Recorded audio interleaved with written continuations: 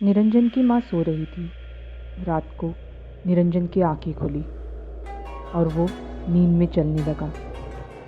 वो उसी जंगल में जा पहुंचा जहां उसे उस बाघ ने पकड़ा था। चलते चलते वो एक पेड़ से टकराया और उसकी नींद टूट गई। तब उसने देखा उसके सामने वही बाघ खड़ा है। निरंजन के मन में 100 सवाल थे, पर वो उसे घूरता रहा जैसे उसका कोई पुराना साथी हो। और देखते ही देखते निरंजन एक बड़ी और ताकतवर बाघ में तब्दील हो गया। उसे अब सारी चीज़ें समझ में आ रही थी कि बाघ एक बहरूपिया है जो इंसान के रूप में लोगों के सामने होता है, पर रात को वही बाघ बन के शिकार करने लगता है। वह बाघ उसे अपने पीछे आने का इशारा करता है और निरंजन बिना कुछ सोचे समझे उसके पीछे चला जाता है। वहाँ निरंजन की मुलाकात एक तांत्रिक से होती है।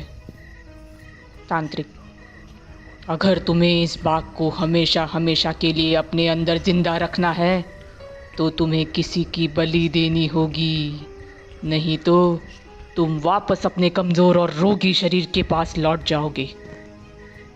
निरंजन: पर मैं किसी का खून नहीं कर सकता। तांत्रिक: ये तुम्हारा चुनाव है, जैसे हमने तुम्हें चुना माया बाघ बनने के लिए, और तुम माया बाघ बन के खुश भी हो, ये मैं जानता हूँ। निरंजन: हाँ, मैं बहुत खुश हूँ इस नए रूप से।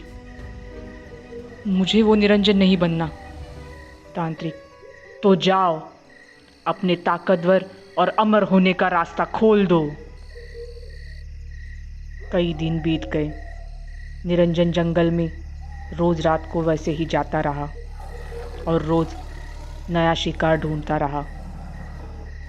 कई दिनों के बाद भी निरंजन के हाथ कुछ न लगा। शायद ये उसकी हिचकिचाहट थी। मगर एक दिन निरंजन को उसके स्कूल का वही लड़का दिखाई दिया जिसने उसकी बेइज्जती की थी। उसे देखकर निरंजन को उसकी बेइज्जती और लाचारी याद आई और बिना कुछ सोचे समझे निरंजन ने उसे अपना शिकार बना लिया। कुछ घंटों बाद निरंजन उसी तांत्रिक के सामने बैठा होता है। निरंजन ने उस लड़के के शरीर को चीर फाड़ कर तांत्रिक के सामने रख दिया और तांत्रिक उस पर अलग अलग प्रक्रिया कर रहा था। वो एक बेहद डरावना मंजर था, पर निरंजन अब कुछ और ही बन चुका था। अब वो पुराना मासूम लड़का नहीं रहा।